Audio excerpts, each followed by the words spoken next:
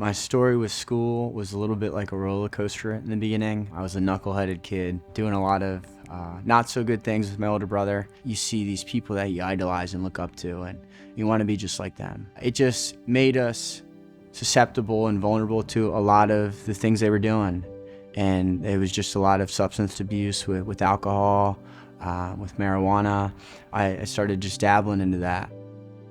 My older brother had gotten expelled when he was a sophomore in high school, and kind of made me reevaluate my life in 6th grade, knowing that like maybe the things I was doing right now wasn't making my mom happy or honoring the sacrifices she had done as a first-generation American and immigrant. And just had a gym teacher approach me in my lunchroom and asked me if I wanted to wrestle, and I kind of looked at him like, absolutely not, right? I don't want to sit and wear this little one-piece tutu and touch sweaty boys, and that just doesn't sound like me. So I kind of blew him off.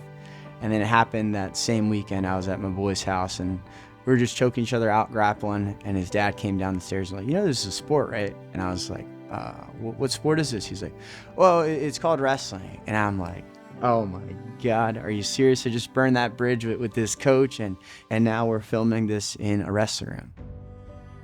My head high school wrestling coach, David Scott, he saw something in me, and he was going to do his best he could to just enable my love for wrestling, praising me when I was on the path and kind of kicking me in the butt when I wasn't. I feel like I hadn't really had too many positive male role models. I had my mom, of course, but him just being there and like putting his arm around me through the process just like showed me that I can like lean into these people and trust these people even if they're not, my blood. Kind of lit a fire in me to also be a teacher and a coach, quite frankly. It's the most noble profession you can do, and it's the most heartfelt profession that I think you can do, and the identity you bring in as an individual to teaching is important. Knowing that you're not just a teacher, but you're human too, and you carry these stories that can potentially impact these students. There's a philosophy I call LionStyle.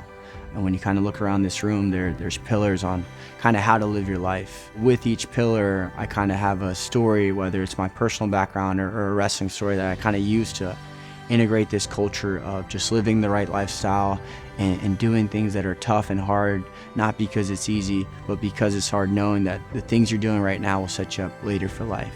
So I think a lot of it's just being super vulnerable with kids and letting them know, like, I'm human too. I have my stories when I was in high school, and they weren't always positive when I was in middle school, and that helps resonate and make it real and allow them to think I'm not just a robot or something. I'm forever grateful for that teacher that just, was vulnerable and just shot the question, do you want to wrestle? Because it changed the trajectory of my life forever. My name is Quezada, World 1 and U.S. history teacher here at Fairfax High School, and I'm also the head wrestling coach.